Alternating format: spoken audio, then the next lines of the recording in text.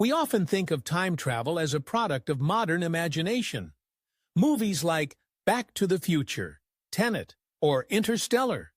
But over a century ago, in the foggy streets of Victorian England, a strange man appeared, claiming that he had already done it, that he had traveled through time, and had proof. His name was John Williams, or at least that's what he called himself.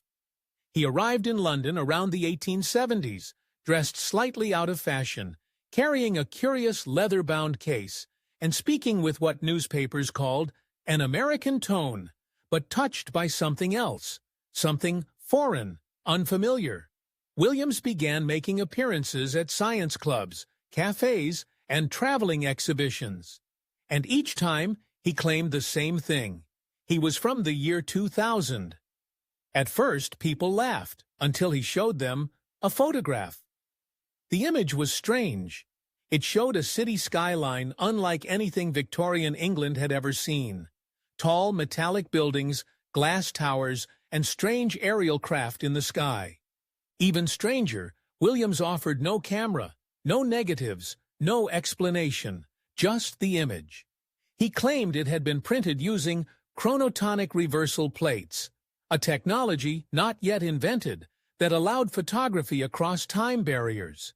He refused to let anyone test the image, claiming it was unstable outside of his briefcase's magnetic lock. The photograph sparked curiosity, then headlines, then suspicion. Some believed he was a magician. Others thought he was a fraud with access to early photo manipulation techniques. But the truth? No one could prove how the photograph had been made. And so the myth grew. Soon, other proofs emerged. Metallic coins marked with strange numerals, handwritten letters supposedly sent from the future, and even a map of London showing rivers and roads that hadn't yet been built. And just when interest was at its peak, John Williams disappeared. No death record, no emigration papers, no follow-up. Just gone. In the years that followed, researchers tried to piece together the truth. Some claimed he had been a clever con artist, using experimental photographic techniques like double exposure or staged miniatures. Others believed he may have been mentally ill, or worse, part of a spiritualist cult trying to gain followers. But here's where the story takes an even stranger turn. In 1929, a collector in Berlin came across a glass plate negative, remarkably similar to the one described in the Williams Hoax, featuring futuristic towers and a skyline that looked eerily like Manhattan, 50 years before it was built.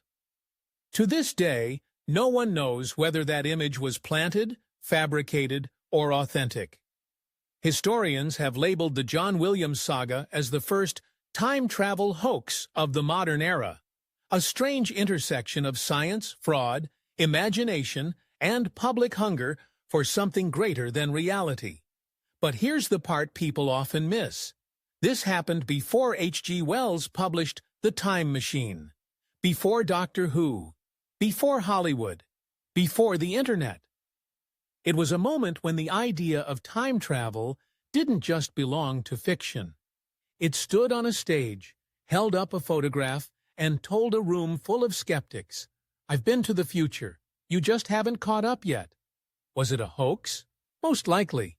But like many great lies, it revealed a deep truth, that people want to believe the impossible, that when someone offers a glimpse beyond the curtain of time, even the sharpest minds might lean in just a little closer, just in case.